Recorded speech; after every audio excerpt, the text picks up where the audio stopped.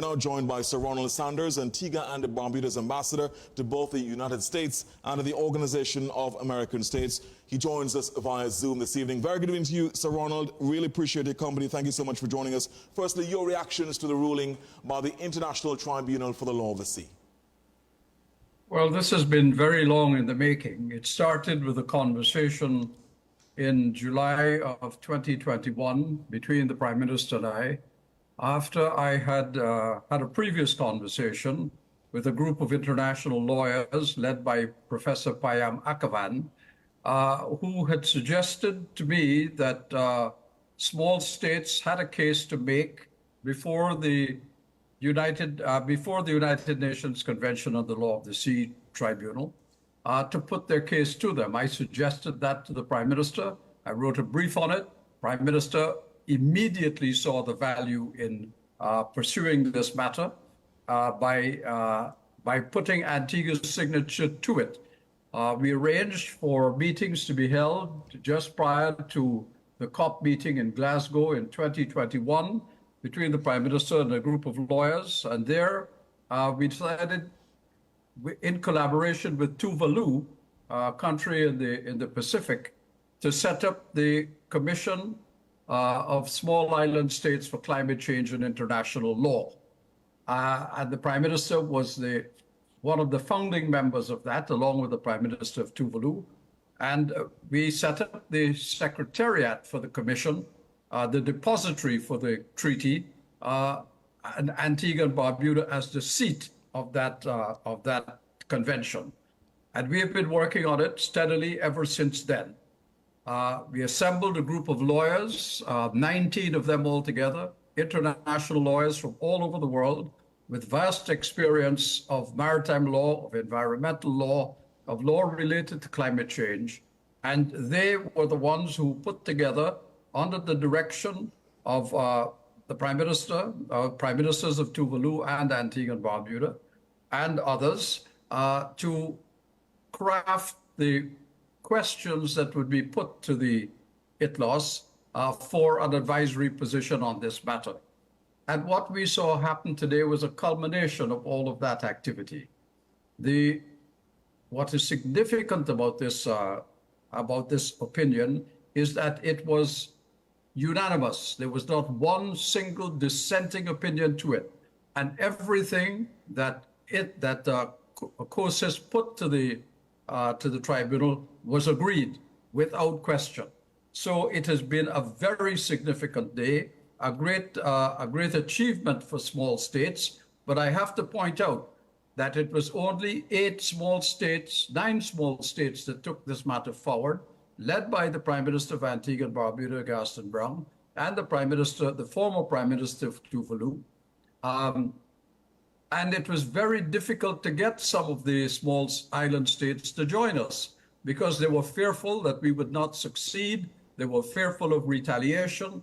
And if you look at it, there were only, apart from Antigua and Barbuda, there are only 3 other Caribbean countries in that group: the Bahamas, St. Vincent, and St. Lucia. Whereas now what is going to happen is all those countries that did not join us in the fight, did not join us in the struggle, did not put their names to that COSIS presentation to ITLOS, will now benefit from what has come out of it. Interesting perspective there. Thanks for giving us that context, Ambassador, which is crucially important to have reached this consequential, as I said, possibly epoch-making moment. What then happens from this, Ambassador? What will this lay the foundation for? Well, it lays the foundation for many things. While this is an advisory opinion, and therefore it is not binding on states, what it does is it sets a legal precedent. It sets a legal precedent because now that ITLOS has made this opinion, that opinion will be drawn upon from national courts and international courts for decision-making on this matter. So, for instance, I expect that it will affect 2 things immediately.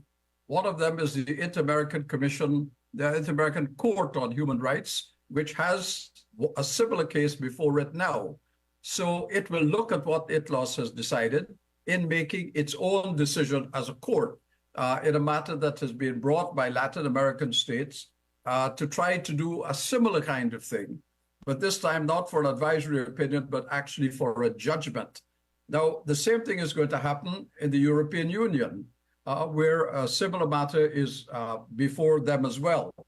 So this is historic. It is a precedent setting, and this opinion will now influence all sorts of other legal positions that will be taken up. But in any event, the work of COSIS is not finished. Getting this advisory opinion was the first step in the battle to safeguard the rights and interests of small island developing states in the world. And I think Prime Minister Brown has made it clear that he's in this for the long term, because there are many things the developing world has to do, particularly those who are the major polluters, to stop what they're doing in order to save our islands from the impacts of climate change, which are slowly eroding our territory and our productive sectors. You mentioned earlier in this news program the effect on tourism. Well, it's not just on tourism, it's on every aspect of life. Because if tourism is affected and agriculture is affected, where are we getting the service industries to carry on life in the country when our main industries fall apart? And of course, all of this redounds to where the revenues are going to come for a government to carry on maintaining the state. And if climate change continues in the way it is doing now, and I remind everyone, if you need reminding, that we're now in the hottest year globally for countries in the world. You and Antigua and Barbuda are experiencing it now. People are complaining of the heat, water scarcity, shortages. All of this is as a result of climate change. What we've got now with this advisory opinion is a legal base for going forward and to say to the international community, you have to step up to act, because if you do not, we will continue to use the international legal system to get our rights and to get justice.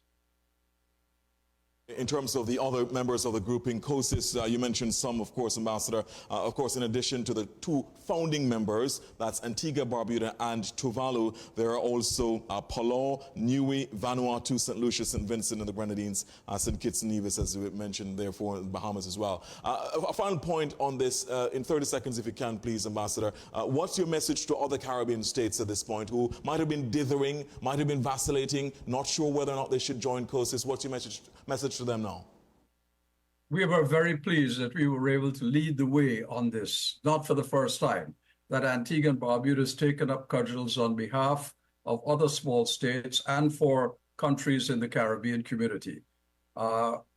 It all depends, of course, on the strength of the leadership, on the courage of the leadership, on the will of the leadership to do the thing that is not popular and may not be safe, but to act in the interest of the country, act in the interest of the people for whom you have a duty of care.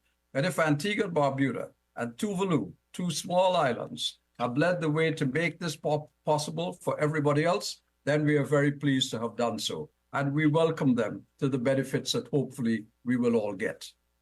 Sanders, thank you so much. Really appreciate joining us with such, as ever, a perspicacious analysis, the context, the background, which has led us to today, a significant day in terms of that ruling, which is reverberating around the world. We thank you so much for joining us from Washington, D.C. And of course, we'll keep in touch with you as the days continue and as those discussions reverberate from this ruling. Thanks so much.